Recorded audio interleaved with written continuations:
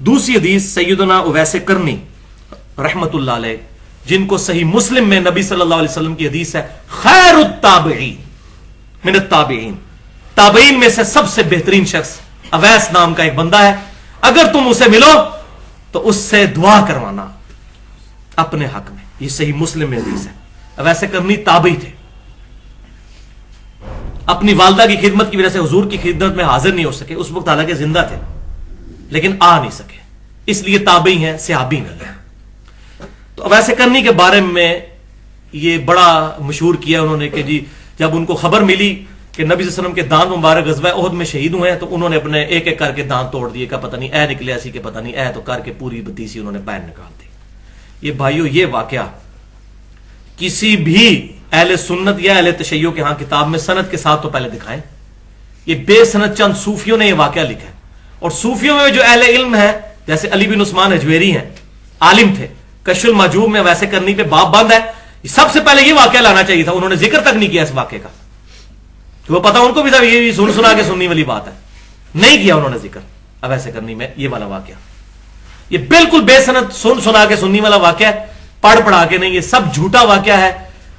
سیدنا اویس کرنی رحمت اللہ علیہ تابعی ہیں، ہم مانتے ہیں، اور یہ وہی تابعی ہیں جو جنگ صفین میں مولا علی رضی اللہ تعالیٰ عنہ کی طرف سے حضرت معاویہ رضی اللہ تعالیٰ عنہ کے خلاف لڑتے ہوئے شہید ہوئے۔ حضرت علی کے پکے حامی تھے، حضرت علی کے ماننے والے تھے، جنگ صفین میں ان کی شہادت ہوئی۔ ہم مانتے ہیں ویسے کرنی کو، بہت نیک آدمی تھے، لیکن یہ واقعہ ان سے ثابت نہیں۔ لیکن پھر بھی اگر کسی کی تسلی نہ ہو تو آخری تسلی کس سے ہوتی ہے؟ پھکی سے، منطق والا جواب، علم الکلام کا، اس کے بغیر تسلی نہیں ہوتی۔ اور وہ پھکی یہ ہے کہ بخاری اور مسلم کی متفق علیہ حدیث ہے کہ سہل بن سعد کہتے ہیں، اور سہل بن سعد جو ہیں وہ مولا علی کے بڑے ماننے والے تھے، یہ وہی صحابی ہیں جن کے بارے میں بخاری مسلم کی میں نے وہ حدیث بیان کی تھی کہ ان کو ممبر پہ بلا کے کہا گیا کہ علی پر لعنت کرو، مروان کی اولاد نے، بنو امیہ نے۔ بخاری مسلم فضائل علی کا چیپٹر کھول لیں تو انہوں نے کہہ مارا، انہوں نے کہا کہ آپ کیا تو ابو تراب پہ لعنت، انہوں نے کہا ابو تراب نام پتہ ہی نہیں تمہیں کس نے رکھا ہوا ہے، یہ مولا علی تو بڑا خوش ہوتے تھے اس نام سے۔ پھر انہوں نے پورا واقعہ سنایا ابو تراب، یہ وہ ہیں بڑا محب، اور یہ شروع کے مسلمانوں میں سے ہیں، بدری صحابی ہیں، اس سے پہلے کے یعنی کہ شروع کے جو مسلمان ہیں مکی دور میں، ان میں سے سہل بن سعد۔ اور یہ الحمدللہ یہ وہی صحابی ہیں جن سے بخاری میں حدیث ہے کہ حضور ہمیں حکم دیتے تھے ہم نماز میں دائیں ہاتھ بائیں زرہ پہ رکھیں ایسے۔ یہ سہل بن سعد وہ صحابی ہیں پکے محب اہل بیت۔ تو بنو امیہ ہی کے دور میں انہوں نے حدیث بیان کی، وہ مجھے سمجھ نہیں آتی تھی کہ یہ ساتھ قسمیں کیوں اٹھاتے ہیں، وہ تو بعد میں پتا چلا نا کہ علی کے فضائل بیان کرنا جو ہے جرم سمجھا جاتا تھا۔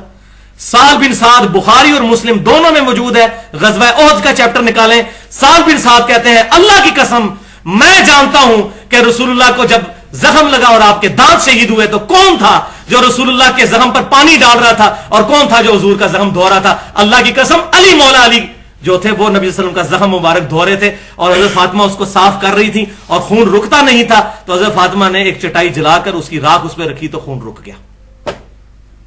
مولا علی اور سیدہ فاطمہ، کیونکہ کئی صحابہ اس جنگ میں بھاگ گئے تھے، وہ تو بالکل واضح ہے، صحیح بخاری میں موجود ہے، 12 بندے حضور کے ساتھ رہ گئے تھے، حضرت ابوبکر عمر ساتھ ہی تھے۔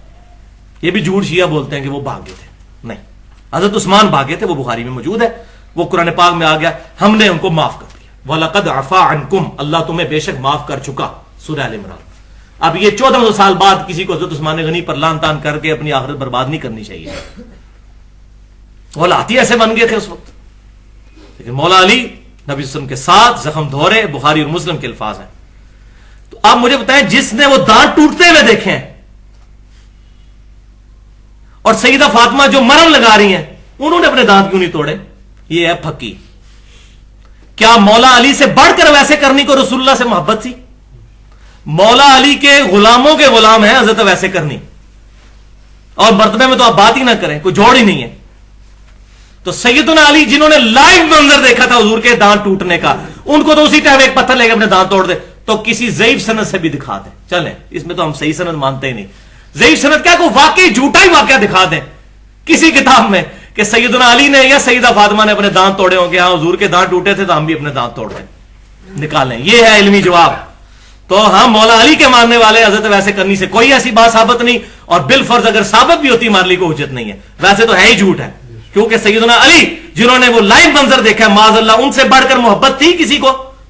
جہاں اتنے بڑے بڑے صحابہ بھی جو ہے غزوہ احد میں دہشت کی وجہ سے بھاگ گئے اور سیدنا علی حضور کے ساتھ رہے، یہ بخاری مسلم کے الفاظ ہیں، اور حضور کے زخموں میں ظاہر ہے۔ اور اس میں ایک تلخ جملہ بولوں گا، بھائیو اولاد اولاد ہی ہوتی ہے۔ حضرت علی کو حضور نے بچوں کی طرح بچپن سے پالا، جو حضرت علی کی ایفیلیشن تھی نا حضور کے ساتھ، وہ کسی اور کی ہو بھی نہیں سکتی تھی، یہ نیچرل بات ہے۔ مجھے اپنے باپ کا جتنا درد ہو سکتا ہے نا، وہ خونی رشتے کے اعتبار سے بھی وہ ایک قریب۔ صحیح بخاری اٹھا کے دیکھ لیں، حضور صلی اللہ علیہ وسلم کے جسم مبارک پہ اوجڑی رکھ دی گئی ہے، ابن مسعود کہہ رہے ہیں ہم دیکھ رہے ہیں، لیکن کسی کی ہمت نہیں جا کے اوجڑی وہ اٹھائے۔